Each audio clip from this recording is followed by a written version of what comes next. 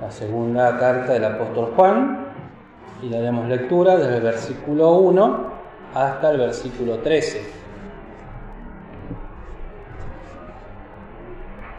Y dice así el versículo 1: El anciano a la señora elegida y a sus hijos, a los cuales yo amo en verdad, y no yo solo, sino también todos los que han conocido la verdad. Por la verdad que está en nosotros y será perpetuamente con nosotros. Sea con vosotros gracia, misericordia y paz de Dios y del Señor Jesucristo, Hijo del Padre, en verdad y en amor. Mucho me he gozado porque he hallado de tus hijos que andan en verdad, como nosotros hemos recibido el mandamiento del Padre. Y ahora te ruego, Señora, no como escribiéndote un nuevo mandamiento, sino aquel que nosotros hemos tenido desde el principio, que nos amemos unos a otros. Y este es amor, que andemos según sus mandamientos. Este es el mandamiento, que andáis en él, como vosotros habéis oído desde el principio. Porque muchos engañadores son entrados en el mundo, los cuales no confiesan a que Jesucristo ha venido en carne. Este tal el engañador es y el anticristo. Mirad por vosotros mismos, porque no perdamos las cosas que hemos obrado, sino que recibamos galardón cumplido. Cualquiera que se rebela y no persevera en la doctrina de Cristo, no tiene a Dios. Y el que persevera en la doctrina de Cristo, el tal tiene al Padre y al Hijo. Si alguno viene a vosotros y no trae esta doctrina, no lo recibáis en casa, ni le digáis bienvenido, porque el que le dice bienvenido comunica con sus malas obras. Aunque tengo muchas cosas que escribiros, no he querido comunicarlas por medio de papel y de tinta, mas espero ir a vosotros y hablar boca a boca para que nuestro gozo sea cumplido. Los hijos de tu hermana elegida te saludan. Amén. Bien, esta carta corta del apóstol Juan está dirigido a una hermana que, según se dice en el diccionario bíblico, su nombre era Electa. No se dice de qué ciudad era, pero sí se estima que era de un grupo, de una iglesia, en la cual estaba bajo la supervisión del apóstol Juan. Y justamente le escribe esta carta a esta hermana, que por lo que dice en el versículo 10, había en su hogar o en donde vivía reuniones, y era una hermana de alta estima, por eso directamente le es dirigida la carta del apóstol a ella y a sus hijos. Pero esta carta tiene el propósito, que seguramente lo iremos viendo en los próximos domingos también, de velar, de estar atentos contra los falsos profetas. Y tengo que decir en primer lugar que este estudio, varias de las cosas y pensamientos han sido extraídos de este librito del Tratado de Sana Doctrina de Benjamin Fay y también del Tratado de Sana Doctrina del pastor Armando Di Pardo, por los cuales lo estoy estudiando en forma personal y trataré también de adaptarlo a las reuniones de predicación o de cena según corresponda. Pero esta carta, como decíamos, tiene el propósito de siempre estar atentos a estos falsos profetas. Pero no podemos decir que un falso profeta es todo aquel que viene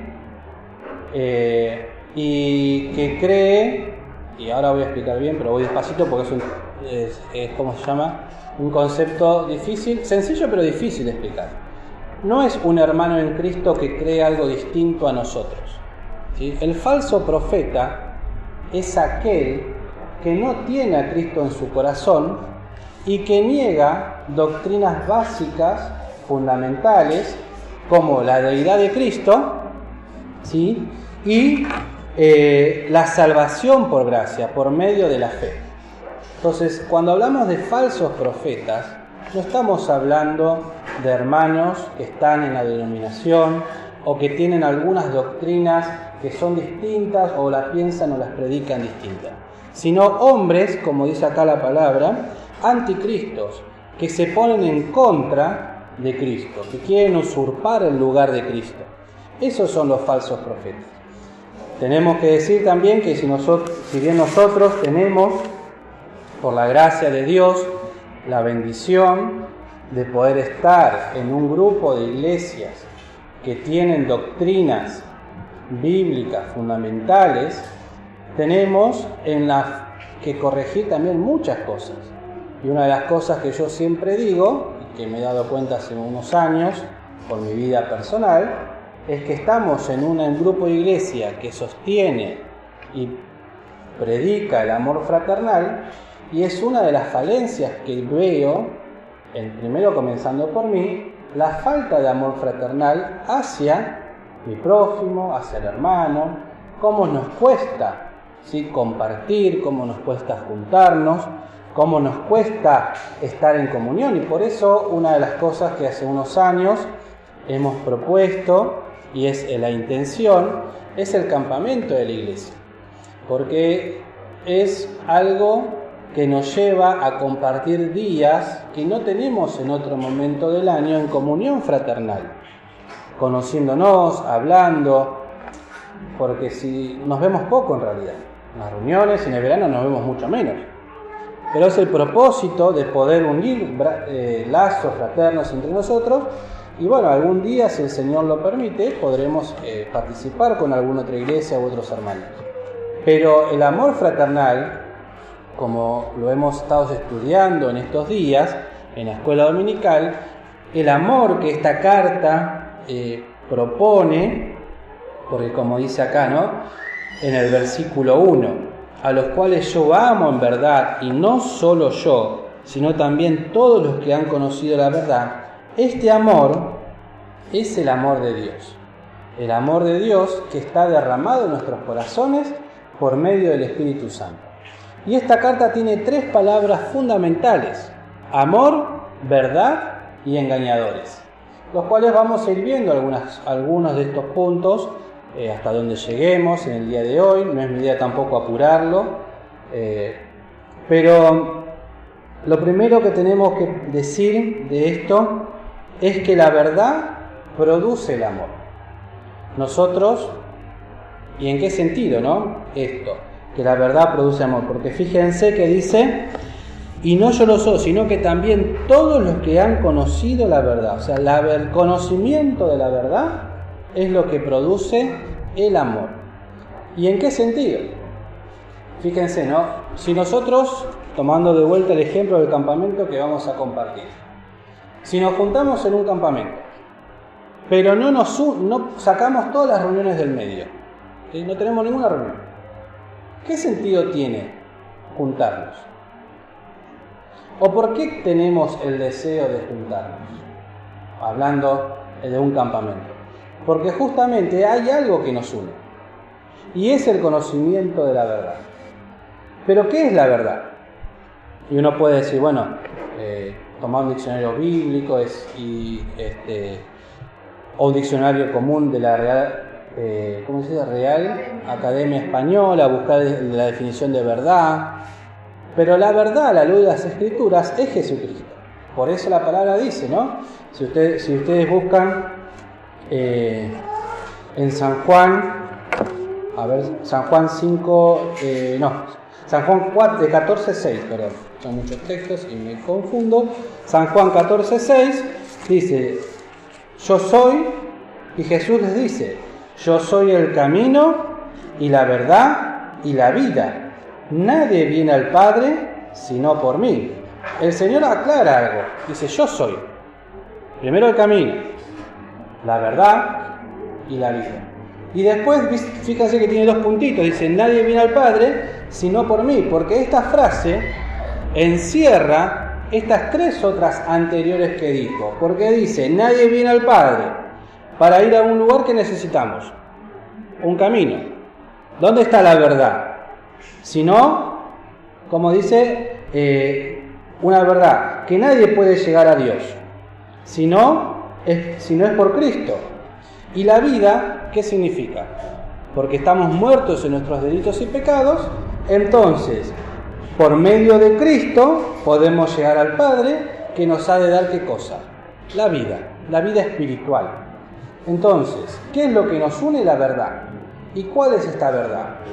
Que Jesucristo es nuestro Salvador, que Jesucristo es aquel Hijo de Dios que vino a morir y a ocupar el lugar que nos correspondía a cada uno de nosotros. Y también tenemos que decir que esta verdad, como dice acá en el versículo 1, dice, han conocido la verdad. Y este conocimiento de la verdad, esta conjugación, han conocido, yo no soy muy bueno, no soy bueno, no es que soy muy bueno, no soy bueno en los tiempos verbales. Pero el hermano dice que esta frase, han conocido, está conjugado en la forma verbal del pluscuamperfecto, que en el griego tiene la característica de una acción que comenzó y terminó, pero que continúa en el tiempo. ¿Sí? Si alguno tiene otra definición me dice, pero es como yo le digo lo que me enseñó el hermano, porque ni idea. Pero que empezó en el tiempo, terminó, pero lo que pasó continúa. Entonces, han conocido la verdad. ¿Qué significa? Que lo conocieron en un tiempo, que estos hermanos ya no están, pero esta verdad continúa. Está.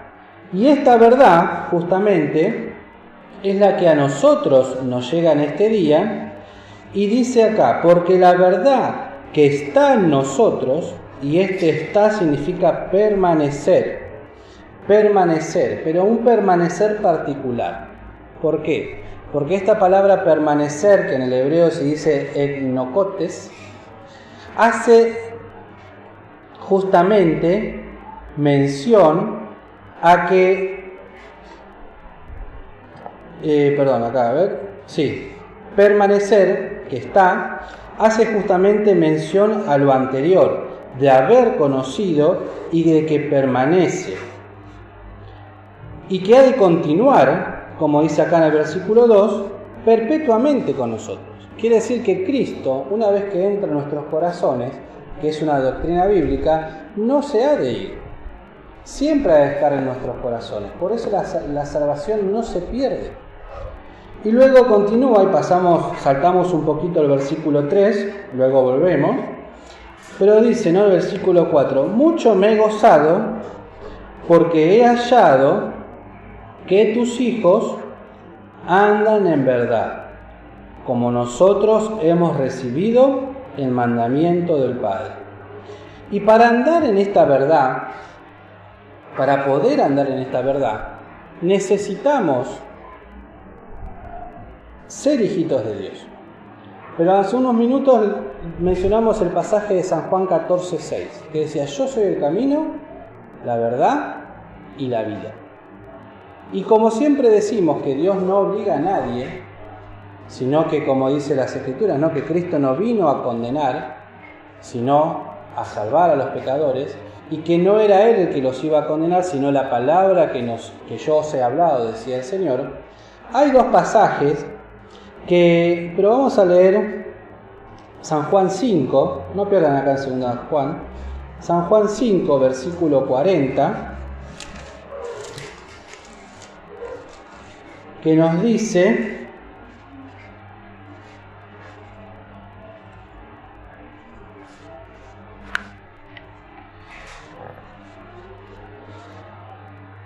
podemos leer el 39.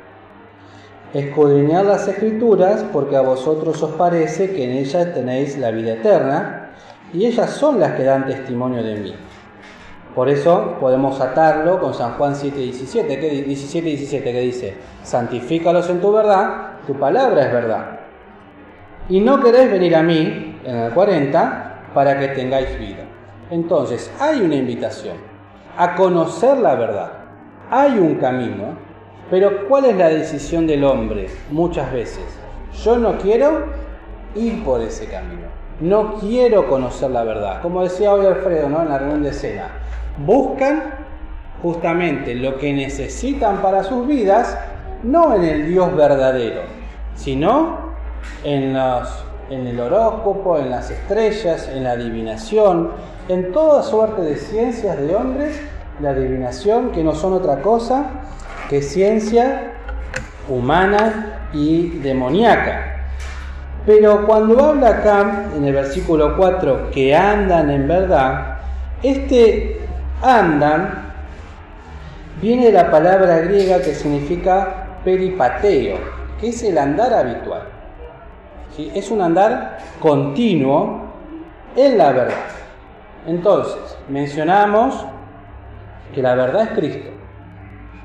Ahora, es una exhortación del apóstol a que los hijitos de Dios andemos en la verdad, pero de una forma habitual, una forma diaria y continua, de todos los días. Yo no puedo decir hoy voy a andar en la verdad porque es domingo y mañana lunes hago cualquier otra cosa. Entonces, cuando dice, mucho me he gozado porque he hallado a tus hijos que andan, es que todos los días hay un crecimiento espiritual. Todos los días los hijos de esta amada hermana, señora elegida, el apóstol tenía testimonio de decir, mucho me he gozado, de escuchar que tus hijos que creyeron en la verdad, que son hijos de Dios, a los cuales yo amo, están andando todos los días en el camino del Señor. Y es algo que hoy a nosotros nos pasa. Qué alegría que nos causa cuando nosotros amamos a un hermano. Pero ¿por qué puedo decir amo a un hermano? Porque conocemos la verdad.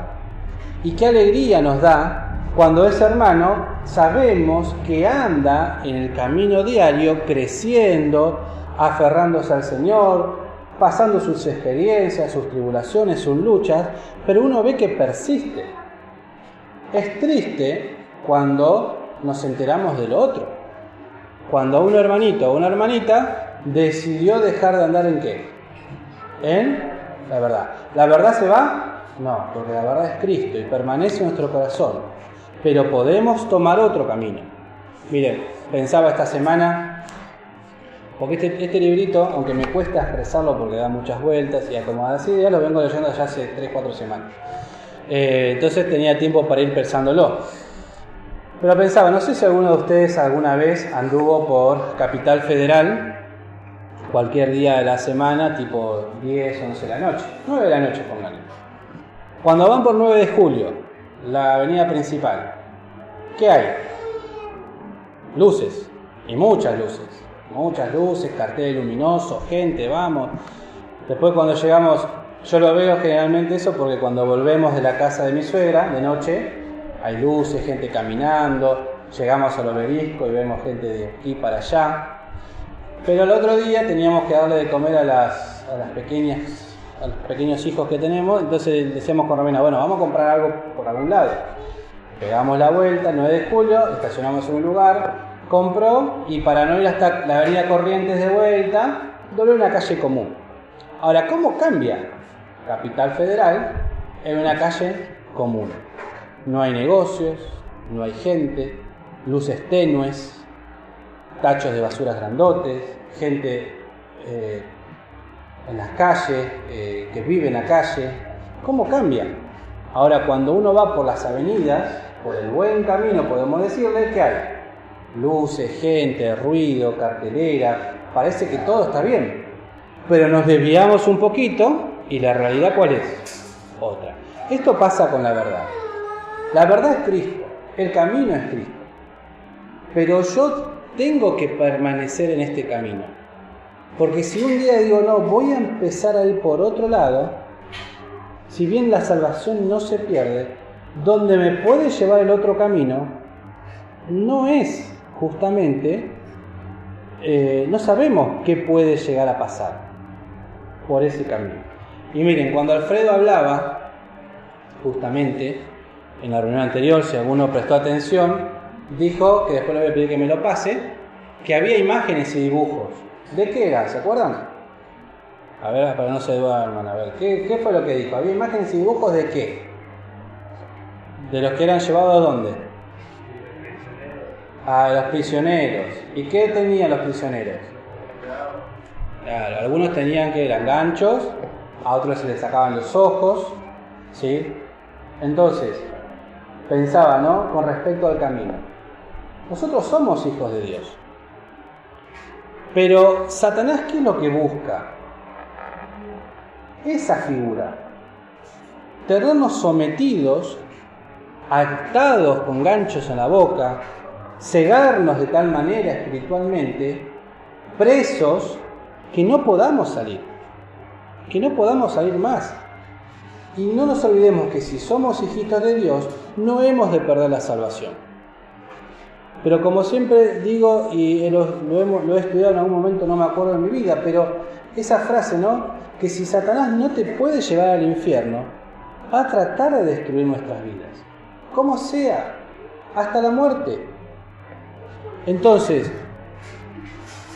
¿tenemos ese deseo de estar aprisionados de tal manera que no podamos ver, que no nos podamos mover, sometidos frente al enemigo de nuestras almas? Bueno, si no lo queremos hacer, ¿dónde tenemos que permanecer? En la verdad. Pero es un crecimiento espiritual de todos los días. De todos los días. Hoy con los jóvenes decíamos, ¿no? Uno cuando no lee la Biblia en toda la semana, la vida espiritual es como es, chata, no tiene crecimiento, es más, puede ir en picada, porque no hay alimento. Pero sí, nuestro yo, nuestra carne, nuestros pecados van aumentando, se van haciendo más fuertes y después nos encontramos en una situación en la cual parece prácticamente imposible poder volver a andar como Cristo quiere. ¿Se puede hacer? Sí, pero lastimosamente, y hay que decirlo, Satanás quiere inutilizar nuestras vidas, de cualquier forma, para que no podamos andar más como el Señor quiere. O si lo podemos volver a hacerlo, que quedemos dañados de tal manera que no podamos volver a servir. Estamos estudiando los dones espirituales en la iglesia. Bueno, Satanás lo que quiere es que esos dones nunca se manifiesten. Arruinarnos de tal manera que no lo podamos hacer. Y la única manera de poder permanecer en esto es en la verdad. Y Alfredo tomó otro ejemplo, ¿no? Que se lo robo. Él dijo que iba a desestimar algo. ¿Qué era? Un diccionario. ¿Por qué?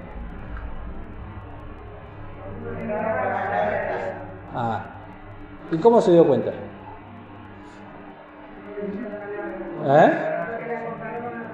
Porque la comparó, porque la conocía, porque la conoce. Entonces, fíjense que si yo no conozco la verdad, ¿cómo voy a poder diferenciar entre lo que es verdad y lo que es mentira?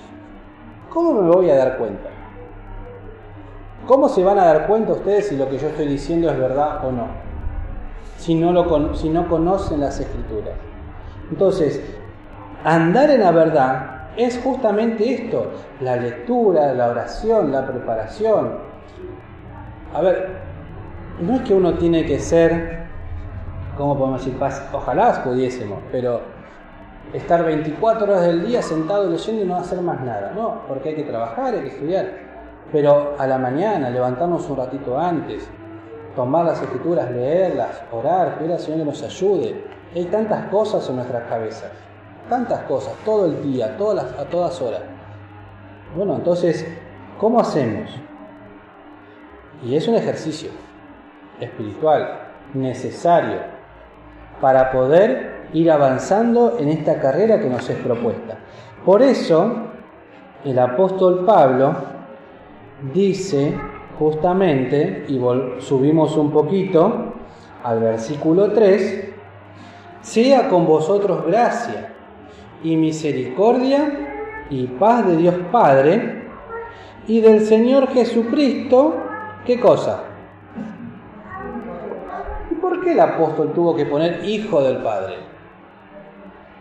¿No alcanzaba justamente con decir paz de Dios y del Señor Jesucristo en verdad y en amor? ¿Por qué tuvo que hacer esa aclaración, Hijo del Padre? Porque en ese tiempo había, y existe hoy por hoy, pero en este tiempo, una corriente de pensamiento modernista que sostenía que el Señor Jesucristo era superior a nosotros. Y es correcto, porque era el Hijo de Dios, sin pecado, pero que Él parecía tener forma humana y parecía que sufría o padecía, pero que realmente no lo hacía porque era alguien superior. Entonces por eso niegan, por eso dijimos al principio, ¿no? Que los falsos profetas niegan la divinidad de Cristo, que Cristo es el Hijo de Dios. Pero también niegan que Jesucristo es venido en carne, que Cristo no vino de la forma que nosotros la predicamos, que Cristo padeció y que murió por nosotros. Entonces, esos son los falsos profetas a los cuales el apóstol Pablo le dice a la amada hermana, sí, que tengan cuidado, y por eso hace esta aclaración. ¿Para qué? Para que tengamos cuidado y nadie nos engañe. Y uno puede decir, ¿no?, que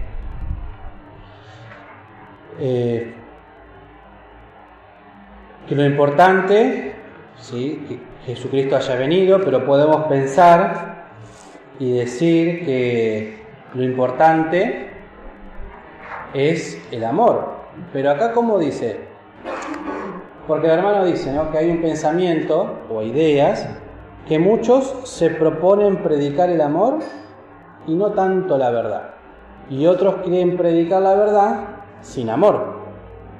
Entonces, ¿se puede predicar la verdad sin amor? Siguiendo la verdad del amor, porque se puede predicar la verdad. Se puede, porque yo puedo no soportar ninguno de ustedes y por obligación pararme acá y darle un sermón. Pero no es esa la forma. Pero otros, sí, predican el amor, pero ¿qué hacen? Mutilan la palabra de Dios. Porque lo importante, ¿qué es? El amor. Las demás cosas no importan. Entonces no podemos separar estas cosas. No podemos separar la verdad del amor. Y fíjense en 1 Timoteo, capítulo 1. 1 Timoteo 1.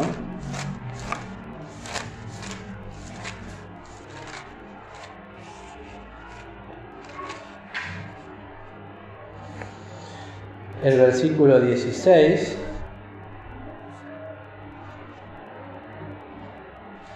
que hace mención justamente a lo que decíamos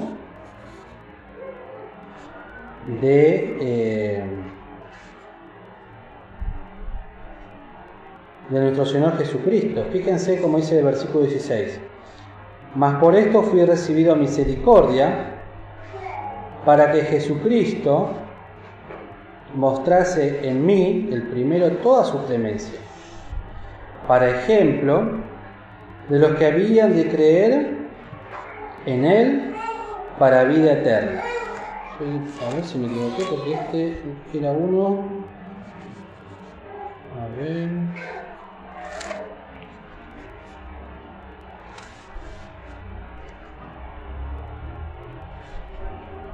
Bueno, después lo voy a buscar, porque me parece que no lo leí, pero no es este. Bueno, después lo voy a buscar bien, pero no es este el versículo que estaba buscando. Ah, perdón, el 2, el 3. 3:16. De 1 Timoteo, 3:16. Y sin contradicción, grande es el misterio de la piedad. Dios ha sido manifestado en carne, ha sido justificado con el Espíritu, ha sido visto de los ángeles, ha sido predicado a los gentiles, ha sido creído en el mundo, ha sido recibido en gloria. Cualquiera que niegue estas doctrinas es un falso profeta. Es un falso profeta. Ahora, Luego tendríamos que ver cuál es el trato que hay que tener con estas personas. Pero lo que tenemos que tener en cuenta, y volvemos acá a segunda Juan, es justamente este punto. Para la primera parte, ¿no? Que habla justamente de la verdad. Andar en la verdad y andar todos los días en la verdad. Y buscar andar en la verdad. En el camino que el Señor nos ha trazado y en la vida que el Señor quiere para cada uno de nosotros. Y luego, fíjense en el versículo número 5, que nos dice: y ahora te ruego, Señora, no como escribiéndote un nuevo mandamiento, sino aquel que nosotros hemos tenido desde el principio, que nos amemos unos a otros. Y este es el mandamiento que el Señor Jesucristo había dejado, que nos amemos, ¿sí?, los unos a los otros como a nosotros mismos. Y en estos últimos domingos estuvimos estudiando justamente sobre la caridad, que es el amor de Dios. Ahora, este amor que acá que el apóstol manifiesta es un amor que solamente puede surgir del corazón del hombre que tiene el amor de Dios derramado en él. Y un ejemplo para poder ver la diferencia es cuando el Señor Jesucristo habla con Pedro. ¿Se acuerdan cuando el Señor Jesucristo le dice a Pedro: Pedro, ¿me amas? Pedro, ¿qué le responde? Señor, te amo. Y después, ¿qué le vuelve a preguntar el Señor?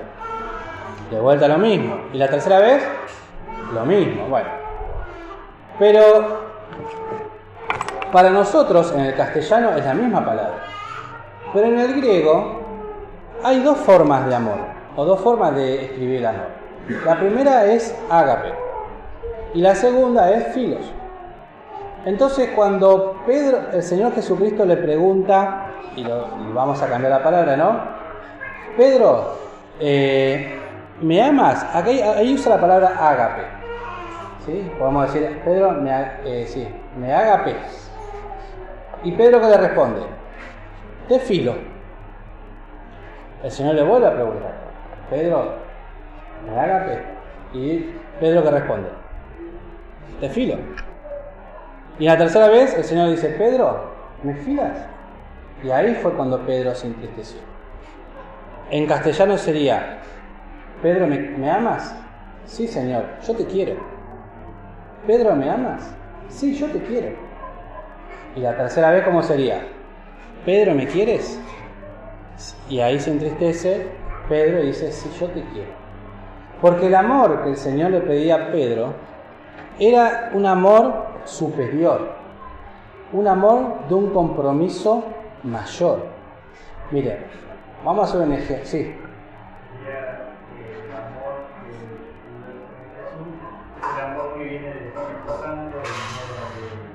Exactamente, un amor superior, el amor del Espíritu Santo, el amor de Dios.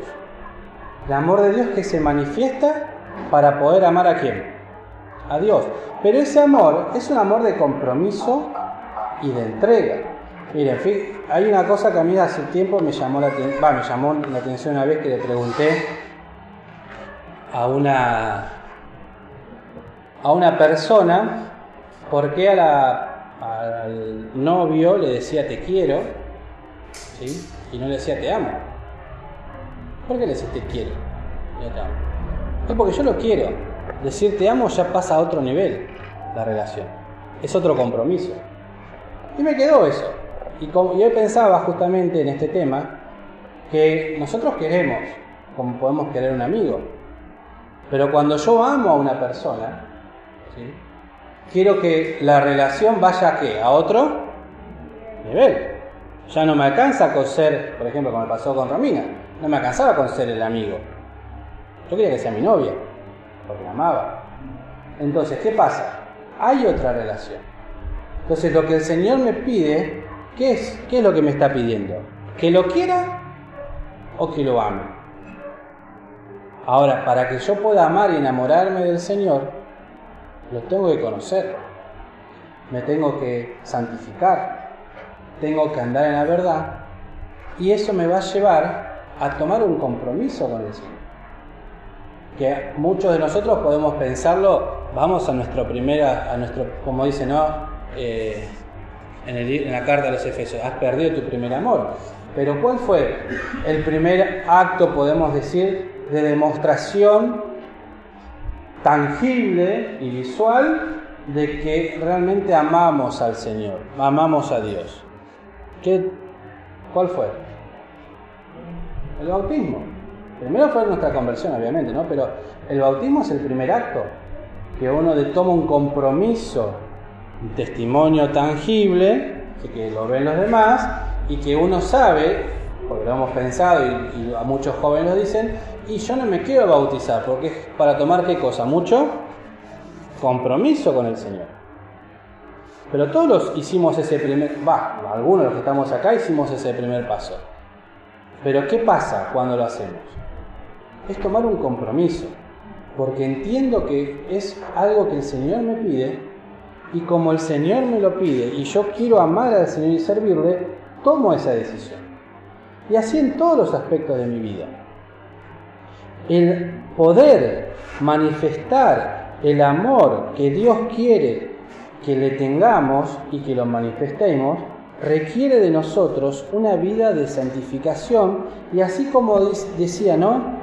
Andar en verdad, siguiendo la verdad en amor. Yo no puedo andar en la verdad y no andar en el amor. Tiene que ir juntos.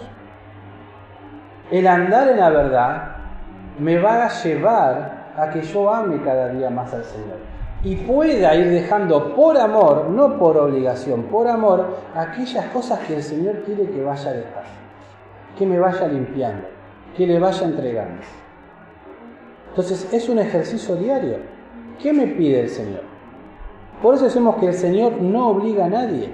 El Señor no obligó a Cristo a venir a morir por cada uno de nosotros. ¿Por qué lo hizo Cristo? Porque me amaba. ¿Por qué lo hizo Dios? Porque me amaba. Entonces, de la misma manera como Dios amó y dio, quiere que yo ame y le entregue. No por obligación, porque por obligación hacemos muchas cosas por obligación. Vamos a trabajar, vamos al colegio, cuidamos a esto, hacemos un trámite, pagamos impuestos, todo por obligación. ¿Y qué causa la obligación? Fastidio, cansancio, aburrimiento. En cuanto pueda lo dejo. Entonces, ¿tiene sentido venir a la iglesia por obligación? ¿Tiene sentido servir al Señor por obligación? ¿Tiene sentido hacer lo que el Señor me pide por obligación? ¿O porque mi papá me mira y mi mamá me mira? No, porque tarde o temprano va a saltar que fue por obligación. Lo que el Señor me pide es por amor, que lo haga por amor, porque cuando lo hacemos por amor es algo que surge y lo hacemos con ánimo, con gozo, con alegría. Y fíjense, ¿no? Tomando el ejemplo del campamento de vuelta, que es distinto decir un campamento por obligación, porque no me queda otro, nadie queda en mi casa y nadie me va a cocinar, a ir al campamento porque quiero estar con los hermanos. Es distinto, ¿no? El pensamiento. Bueno, cada uno sabe cómo va a ir, o cómo se prepara, o cómo quiere ir. Pero el concepto es sencillo: buscar al Señor, andar en amor, andar en la verdad, y el Señor nos va a ayudar. Pero es un trabajo de todos los días, todos los días. Queridos, que el Señor les bendiga esta semana que comienza, que nos ayude, y luego seguiremos algunos puntos más que tienen que ver con esta carta, que es muy interesante. Y bueno, si a alguno le queda alguna duda, después la podemos conversar. Bueno, que el Señor les bendiga.